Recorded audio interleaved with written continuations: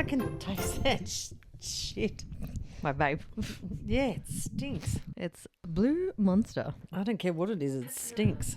Blue Monster. It's a good one. I do like the blue flavours, the blueberry, the blue... You know you've started recording. Yeah. Okay. Hello. Welcome to Mainly Murder with Meg and Mum. And vapes. And Babe Smoke. That stink. I gotta readjust I dare to put that picture up of you when you took... oh my smoke. Just, yeah. Couldn't even see you. It was just like... I'm practicing to be a magician. God help us all. So, I don't think we have anything to talk about. We did quite a big rant last episode about the Crash Netflix. Yep. I do need to watch that. But I did watch Office Romance yesterday. We were just talking about that with Brett Goldstein. That was such a cute movie. Oh, I do like him. He's up there with David Attenborough. Oh, Jesus Christ. At least this one's a bit more realistic. He'd be only like 10 years older than you, not exactly 90. Yeah, we don't judge. We don't discriminate around here. So today is episode 70. Probably could have guessed that. We did episode 69 with Lorena Bobbitt last week. Old snippety snip. Snip, snip. So, every now and then a case comes along that completely captures the public's attention. Huh. People follow every update, hold on to hope for a miracle, and feel like they know the family at the centre of it all. In 2008, when a 9-year-old girl disappeared on her walk home from school, an entire community came together to search for answers. But as the days passed and the story dominating headlines across the UK began to unravel, people were left wondering whether everything was really as it seemed. This is the case of Shannon Matthews. No, don't know the name. Well, you're going to know it by the end of this. Okay. Okay. So Shannon Louise Matthews was born on the 9th of September 1998 in Dewsbury, West Yorkshire, England. Her parents were Karen and Leon Rose. Karen also grew up in Dewsbury. She left school at 16 and around the same age moved out of the family home following a fallout with her parents. From a young age, Karen was forced to navigate adulthood largely on her own. Without a strong support system or formal education behind her, she began building a life independently while still in her teens. At 17 years old, Karen became a mother for the first time, giving birth to her eldest daughter. The child's father was not Leon, who would later be Shannon's father. So she had a child with another man. Before she knew Shannon? No, before she knew Leon. Very little is publicly known about the identity of her first child's father or the nature of their relationship. Some reports suggest... part of the nature was fucking. Well, yeah. Can tell you that part of the relationship. Some reports suggest that it may have been a brief relationship, or others indicate that it may have just been like a one-night stand. Could have been a... Sex definitely was involved. Clearly. So not long after having her first daughter, Karen met Leon. Things moved pretty quickly between them, and within a few months, Karen was pregnant with their first child, a son. Falls in easy. She gets pregnant very easily. Yeah, sounds like it. Their relationship was not exactly smooth sailing. They argued, they split up, they got back together, and seemed to spend a lot of time trying to make it work, but despite all the ups and downs, they stayed together. Then when Karen was 23 years old... What? Then when Karen was 23 years old... 23-year-olds. 23-year-olds. When she was... Yep. When she was that age. She got pregnant again. Oh, Jesus. Okay. This time, she gave birth to a little girl named Shannon.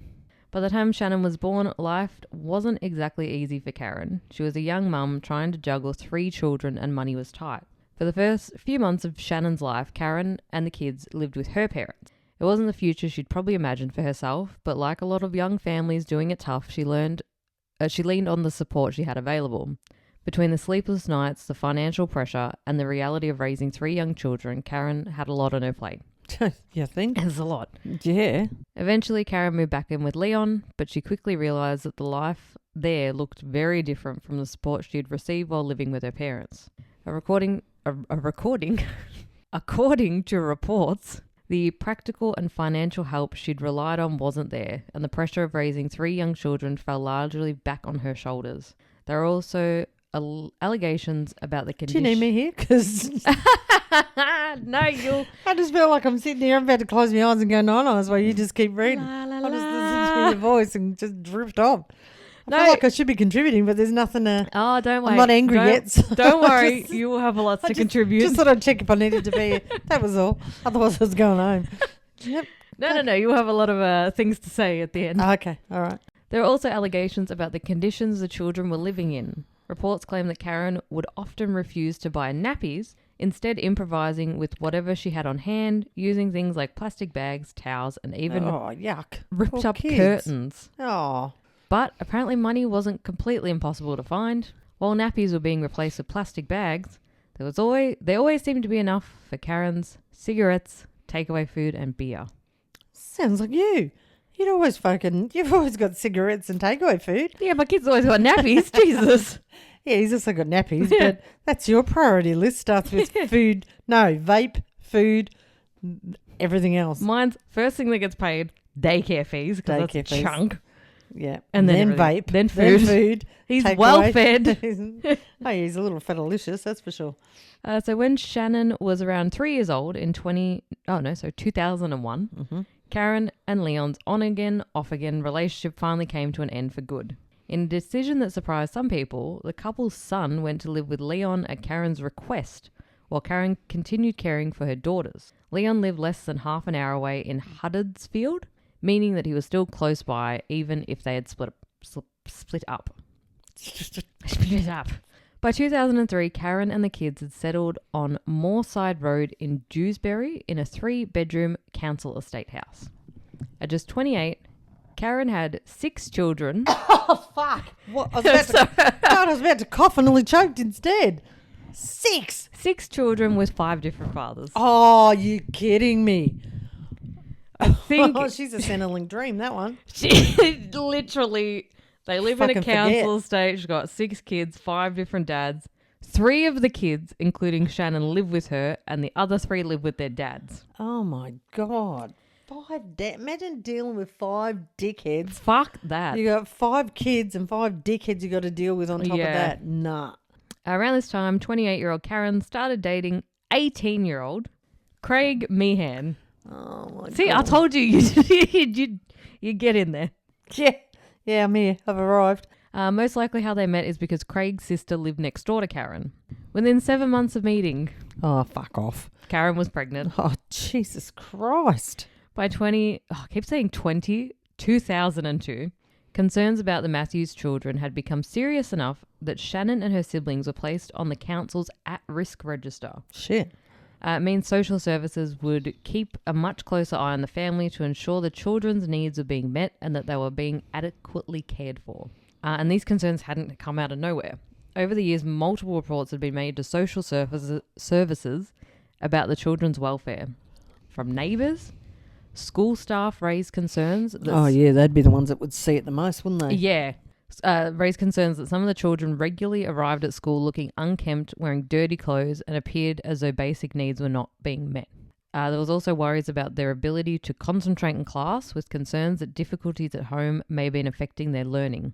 Even some of Karen's own family members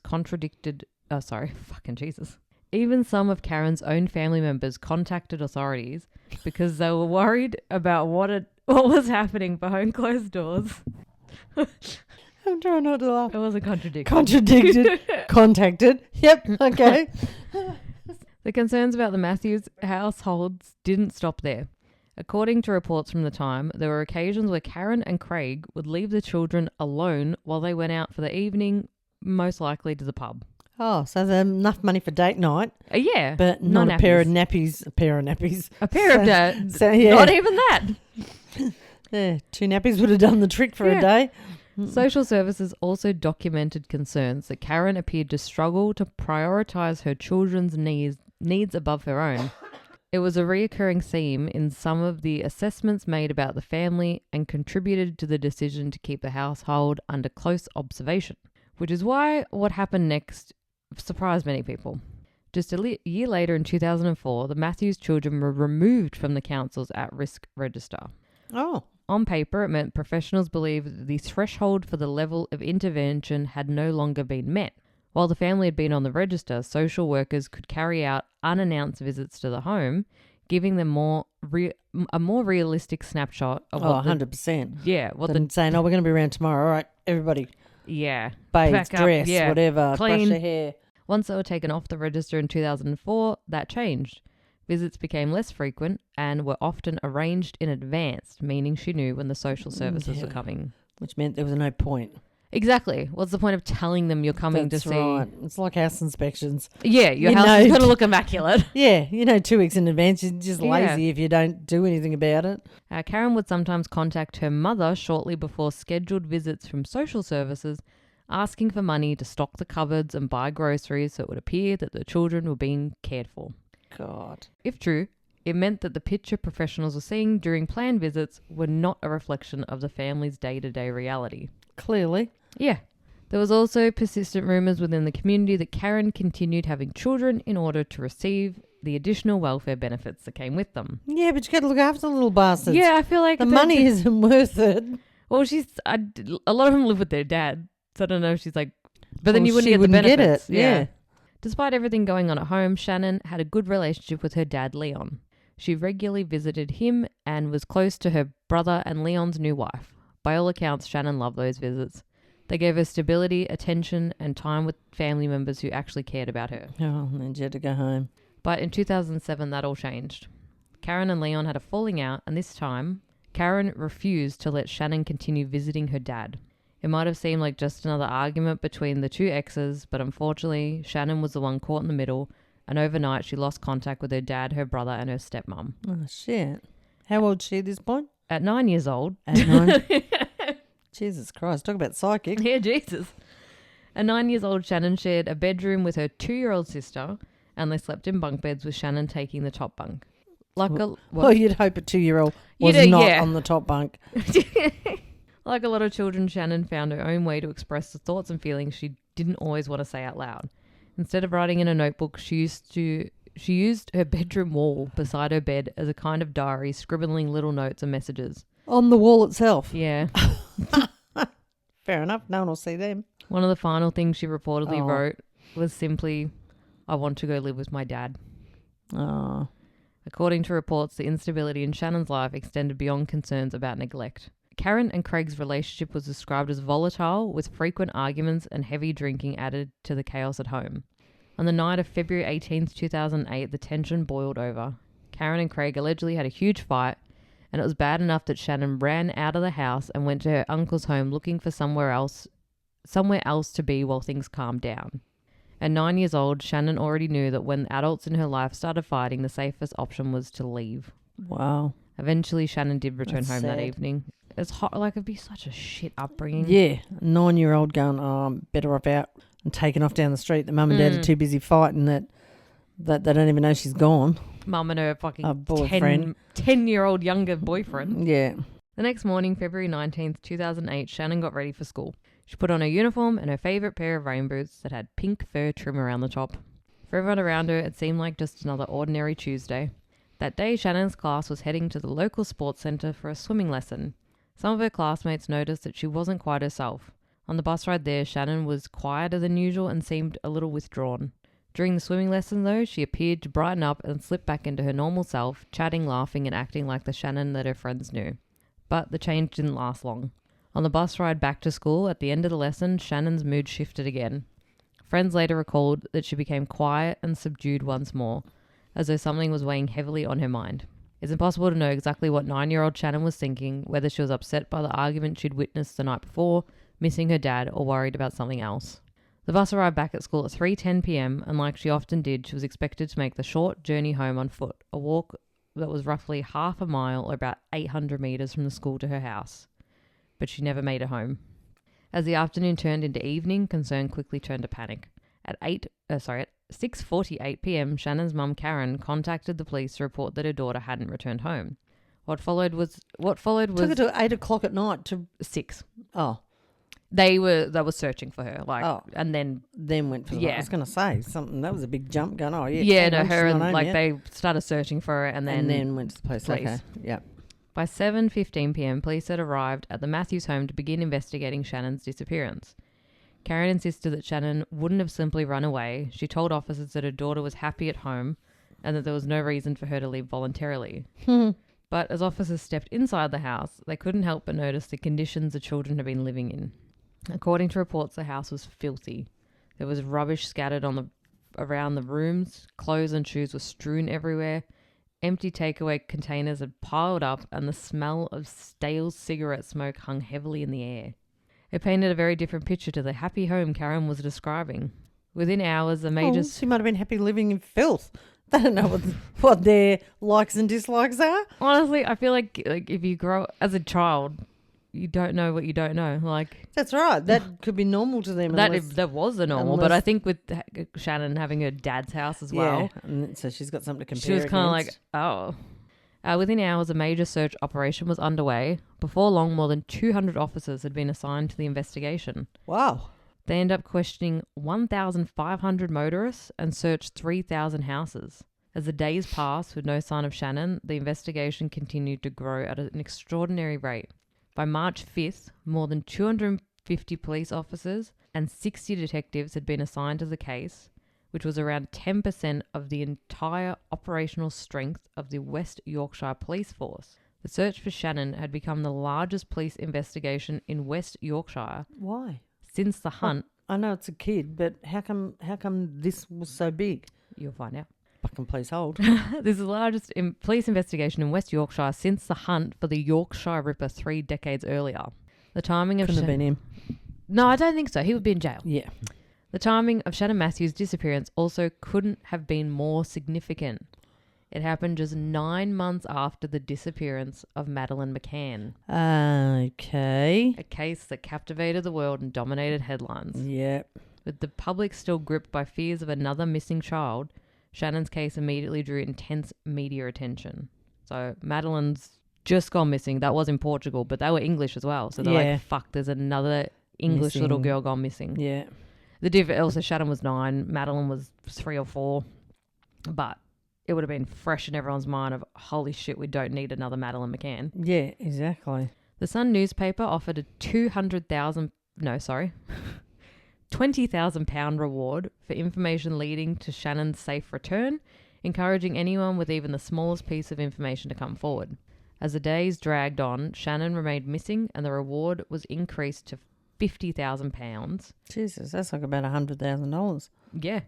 Yeah. Yeah. By that point, she had now been missing for 20 days. By now, Shannon's disappearance had become national news. Her photograph was everywhere, splashed across newspaper front pages, broadcast on TVs, and shared throughout local communities. People donated money, volunteered their time, and desperately hoped that the little girl at the center of this story would be brought home safely. Yeah, not after 20 days. Detectives urged people to remain vigilant and report anything that seemed unusual, no matter how insignificant it might appear. In an effort to generate fresh leads, police also made the unusual decision to release the recording of the 999 call placed by Karen Matthews reporting her daughter's disappearance. The hope was that hearing the call and the urgency of the situation would encourage witnesses to come forward. Police emergency. I want to put my daughter is missing, please. Right, how old is she? 9. 9? Yeah. When did you last see her? She went to school this morning. Right, have there been any arguments or... No, not at all. No. Have you been in touch with any of her friends or anybody like that? Everywhere I can think of her, friends-wise and family and everything. And nobody at all? No. Any information or where she can be? No. Does she go to school and come back on her own normally then? Yeah. Right, so you expected her home what at 4 o'clock? About 3:30 later she's come back from school, she means 2 or 3. Does she have a mobile phone or anything like that? No, it's at home. Just, right, so there's no way of actually ringing to find out. But you've rung round all the friends and you've been in touch with all the relatives and there's nowhere else that you've got left to look. No. Have you been in touch with the school or can they confirm whether she went to school at normal time at 3:10? Right. What do they call her? Shannon Matthews. Has she been missing before? No, it's first time. And there's been nothing to intimate why she should go? No. From the beginning, comparisons between Shannon Matthews' disappearance and the case of Madeleine McCann were impossible to ignore.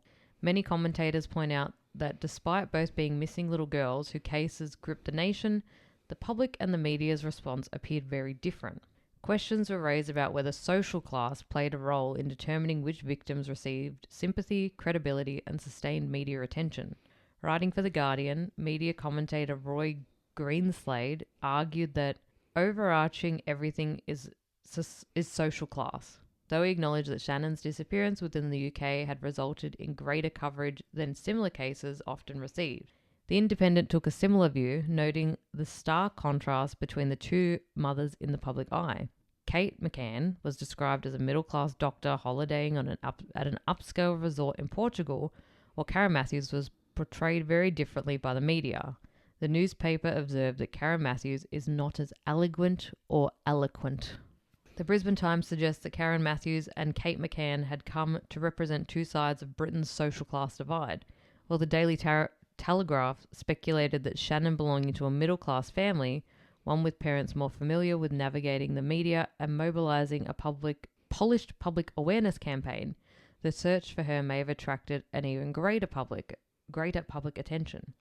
The debate surrounding the case became more than just one little girl. It forced Britain to confront uncomfortable questions about class, respectability, and whether some victims were deemed more worthy of public sympathy than others. Police advised Karen not to speak to the media, warning that public statements could potentially compromise the investigation and any information detectives were trying to verify. Karen ignored that advice. Oh, of course she did. Clutching what was believed to be one of Shannon's teddy bears, she stood in front of the cameras and pleaded for her daughter's safe return, telling the public that she just wanted her little princess back home. Mm-hmm. To many people watching, it looked like the heartbreaking desperation of a mother missing her child, but not everyone was convinced. Karen's best friend, Natalie, later said something appeared off. According to Natalie, Karen has never referred to Shannon as her little princess before. Yeah, it wasn't in front of a fucking TV camera either. It might seem like a small detail on its own, but it probably means very little. Grief and fear can make people behave in unexpected ways, but for Natalie, who knew Karen personally, it planted the first seed of doubt. Ooh. She remembered thinking that the woman standing in front of the cameras didn't quite sound like Karen. People began leaving flowers outside Karen's home, creating a growing memorial of teddy bears, handwritten notes and messages wishing for Shannon's safe return. A group of supporters released balloons into the sky in honour of Shannon, while a candlelit vigil brought together family, friends and neighbours. By then, Shannon had been missing for more than 2 weeks and no one knew where she was. Hang on, wasn't it 20 days before? Yeah. And now it's back to 2 weeks? More than 2 weeks. Oh. Volunteers continued searching, police chased down thousands of leads, and while the country watched from afar, Shannon's dad, Leon, was out there every single day. Oh, good on you, Leon. He handed out missing... Unless there's a double backstory and I'm going to get really fucking angry in a minute, aren't I? He handed out missing persons flyers, spoke to anyone who might have something or seen something, and joined the search efforts however he could. Like so many parents in his positions, there was no such thing as doing enough. Despite not having seen Shannon regularly in the months leading up to her disappearance, Leon never stopped looking for his little girl. Oh. He threw himself into the search, desperate for answers and clinging to hope that Shannon would be found safe. On the 14th of March, 2008, 24 days after she went missing, Shannon Matthews was discovered.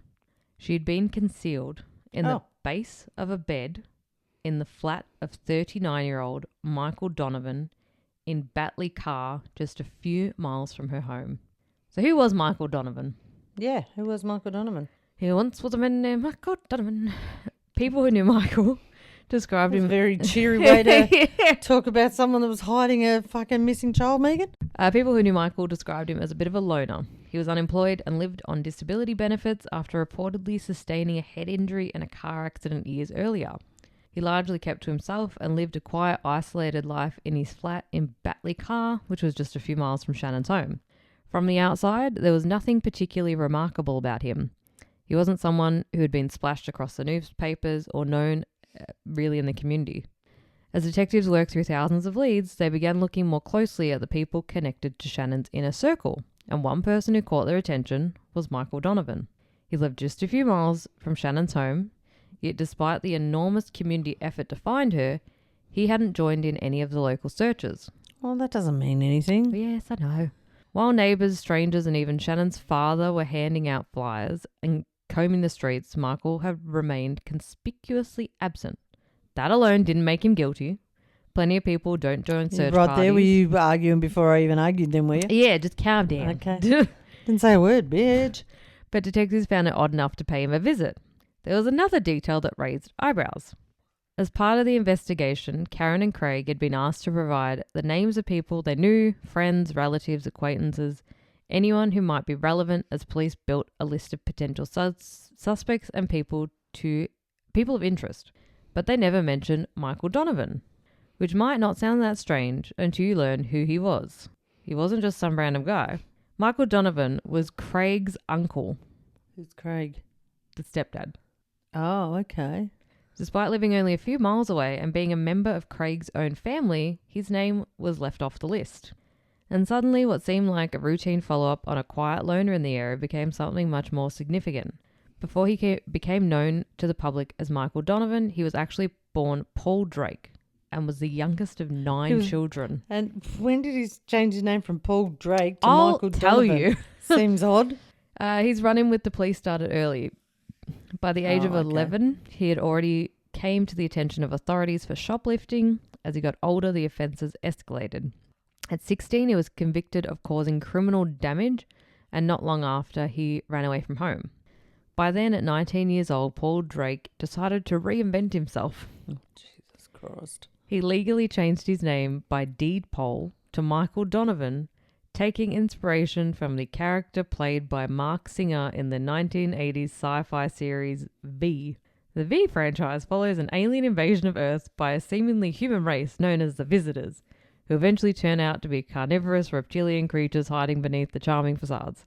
So he changed his name based on a TV show character that he liked. Detectives went to Michael Donovan's flat to speak with him, but they knocked on the door and there was no answer.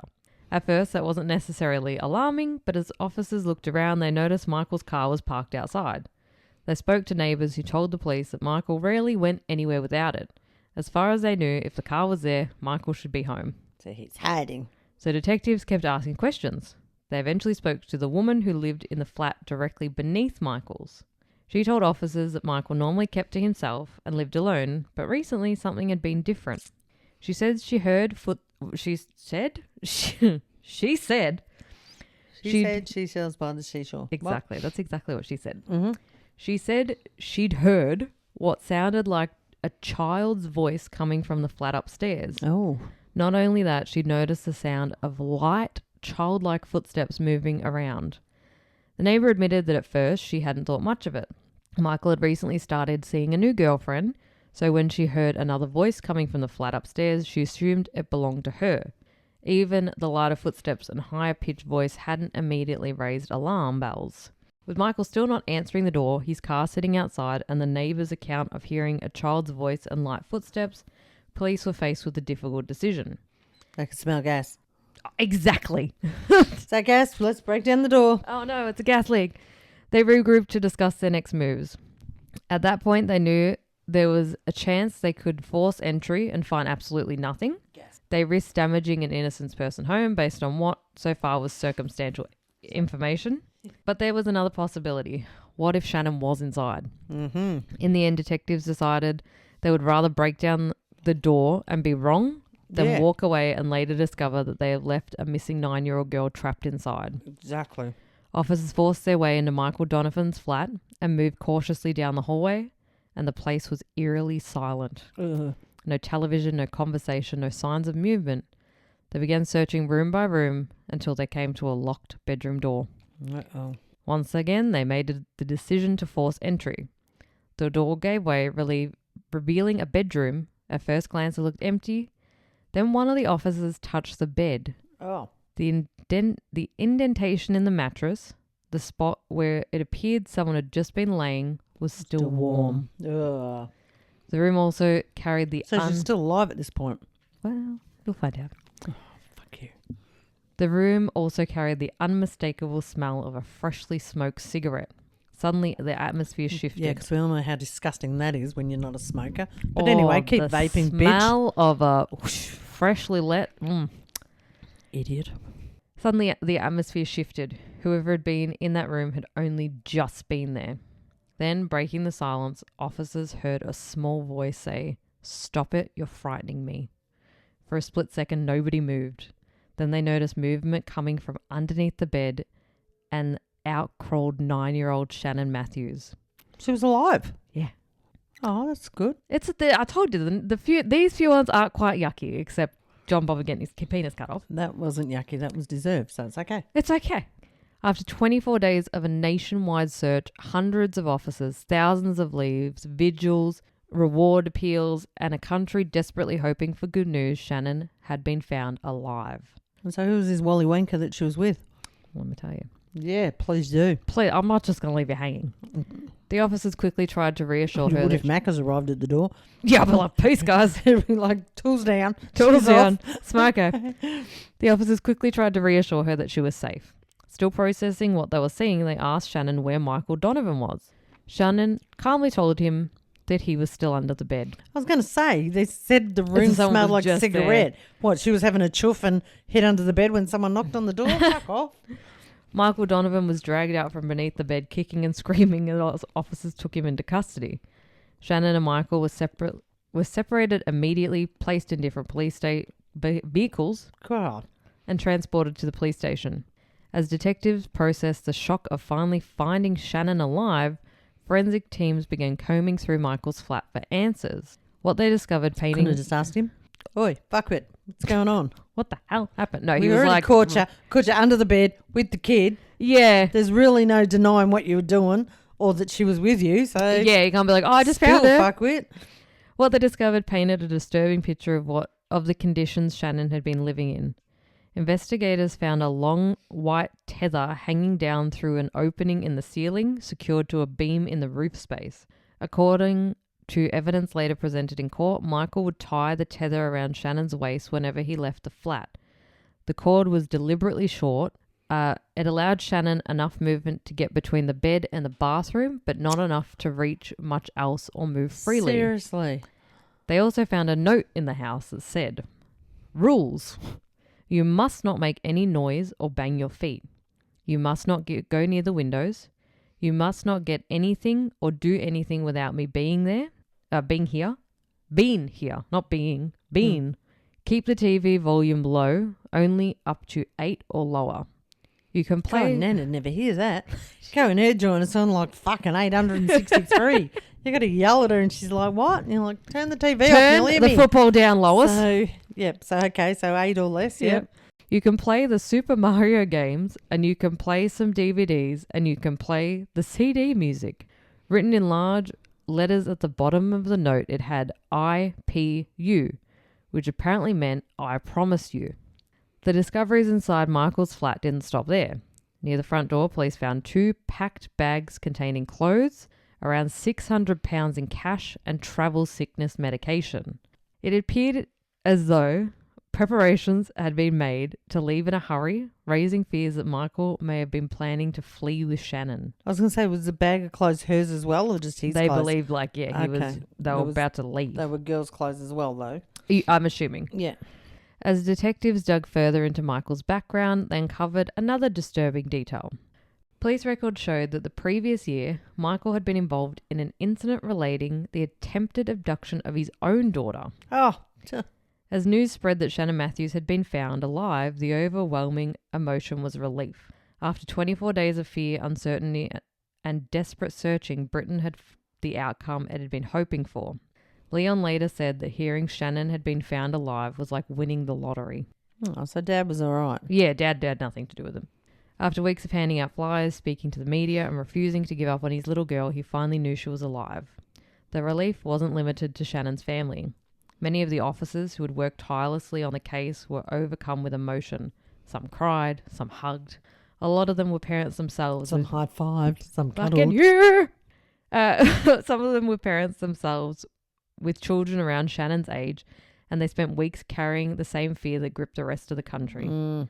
Ever since Shannon had disappeared, the shadow of Madeleine McCann's case had loomed large over the investigation. Nobody wanted another missing child story to end without answers. In Dewsbury, people were celebrating. Neighbours cried. They hugged each other in the street. And couldn't believe... The war's over. Oh, wait, the what? war is... And couldn't believe that against all odds, Shannon had been found alive. When the news reached Karen, witnesses described her initial reaction as almost a blank shock-shell look. Then moments later, she burst into tears. Police drove her to the station where she could be reunited with her daughter. But according to officers involved in the case, Karen's behaviour struck them as unusual. During the journey, she didn't ask where Shannon had been found. She didn't ask what had happened to her. She knew the fucking answers, I'm guessing. Whether she'd been hurt or if she'd been frightened or if she was okay. Yeah. At the station, Karen wasn't permitted direct contact with Shannon immediately, as investigators needed to preserve any potential forensic evidence. Instead, she was only able to see her daughter through a window. According to those present, Karen looked at Shannon and simply said, "Oh, she's got new clothes." Mother of the year. Let's all vote now. Yay.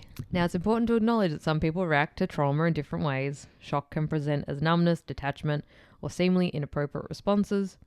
But for many of the officers who had spent weeks searching for Shannon, and for members of the public who later learned these details, Karen's reaction stood out. Yeah. After 24 days of not knowing whether your daughter was dead or alive, many unexpected questions, tears, relief, or desperation to hold on to her child. Under Section 46 of the Children's Act of 1989, police have the power to place a child under police protection for up to 72 hours if they believe the child would otherwise be at risk of significant harm. Given the extraordinary circumstances surrounding Shannon's disappearance, officers exercised these powers. Oh, good. Police released a statement confirming that Shannon would not be returning home while the investigation remained ongoing. The question on everyone's lips shifted to where was Shannon to why? Why? Why would Michael Donovan abduct a 9-year-old girl and keep her hidden in his flat for 24 days? At first, Michael refused to answer any questions during police investigations. Eventually, however, a statement was made through his solicitor, and what he alleged turned the entire case on its head. According to Michael, this had never been a stranger abduction at all. He claimed that Karen Matthews had come up with the plan. His version of events was that he was supposed to take Shannon and look after her while Karen reported her missing. The plan, he alleged, was to wait until the reward money had reached £50,000 and Karen would then contact him with further instructions and they would split the money. But according to Michael, when the reward fund hit £50,000, Karen never got in contact. He also claimed that he'd been... But then she doesn't get her half of the money, so that was a bit stupid. dumb. Maybe she forgot the plan. Just shit. Just like, oh, that 50,000. There was something I was meant to do. Sounds familiar. I think I've got a daughter somewhere out there too. Yeah. She's got fucking 8 of them. She can't Yeah, keep track. well, that's why she forgot about one of them. He also claimed that he'd been pressured into taking part in the scheme, alleging that Karen had threatened him by saying she knew a man, someone both of them knew, who had previously killed someone, implying there would be consequences if he refused. Once the reward fund had reached £50,000, Michael Donovan was supposed to release Shannon near the Dewsbury Market. He would then drive around the corner and then conveniently discover the missing 9-year-old and take her straight to the police station. In return, he would be celebrated as the man drop who her found off her. and then drive around the corner and hope no one else Saw in the anything. town that was looking for her Spotted realised her that it was the first. same kid and go, is that the kid that's been missing? Yeah. No, it's all right. I'm here. I'll take her. It's all good. In return, he would be Stupid. celebrated as the man who had brought Shannon home. Instead, he's just a fucking idiot. The £50,000 reward money would then be claimed and split between Donovan and Karen. Up until that point, the public had seen Karen as the distraught mother clutching a teddy bear, begging for the return of her little princess. Now detectives were being told that the person who had orchestrated the emotional press conferences, appealed for Shannon's safe return, and stood at candlelight vigils may have been the architect of the entire deception. According to reports, Michael and Karen met in November of the previous year at the wake of Karen's father. Oh. What began as sharing a few beers in the kitchen allegedly became increasingly flirtatious. Witnesses later claimed that Karen was hanging off Michael, sitting on his knee, and the pair eventually embarked on an affair. As with many aspects of Karen's personal life, rumours quickly began to swirl that Michael may have been the biological father of one of her children. Oh, who? It's very messy. God, is it what? What is known about Karen and Michael's relationship went beyond that of casual acquaintances. They knew each other prior to Shannon's disappearance. A couple of days after Shannon had been found, Matthew was charged with kidnapping. No, Michael, was charged with kidnapping, false imprisonment, and committing acts intended to prevent the course of justice. Karen Matthews was arrested and charged with child neglect and perverting the course of justice. When Karen Matthews finally took the stand on February 27th, she painted herself as a victim of this story. Sobbing throughout her testimony, Karen denied having any involvement in Shannon's disappearance. Instead, she claimed that Craig had told her to take the blame for what had happened and said she had gone along with it because she was frightened of him. Criminals really are dumb, aren't they? Oh, this bitch is stupid. But prosecutors weren't buying it. During the tense cross-examination, Julian Goose, QC, pointed out that Karen had given police not one, not two, but 5 different versions of events throughout the investigation. For Christ's sake. He accused her of changing her story whenever it suited her, and in front of the jury told her she had been telling lie after lie after lie. Karen continued to insist that she had nothing to do with the orchestrating of Shannon's disappearance. By this point, though, her credibility had been severely damaged between the conflicting accounts, the mounting evidence, and the extraordinary allegations surrounding the case. The jury was left to decide whether Karen was a frightened woman being manipulated by those around her, or whether the distraught mum who had clutched a teddy bear for the cameras had been acting all along. Yep. I'll go with option B. Karen had reportedly contacted the Madeleine McCann Fund, asking them to donate money to help with the search of Shannon. According to reports, her attitude was blunt. The Madeleine McCann Fund had lots of money, she alleged, and reasoned they could spare some for Shannon's case. By this stage, investigators had begun developing their own theory about what had happened. Just 9 months earlier, the disappearance of Madeleine McCann had dominated headlines around the world. The case had generated enormous public sympathy. Oh, and the intense reward. Yeah.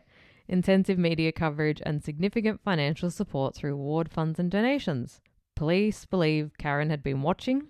Their theory was that Madeleine's disappearance had provided the blueprint.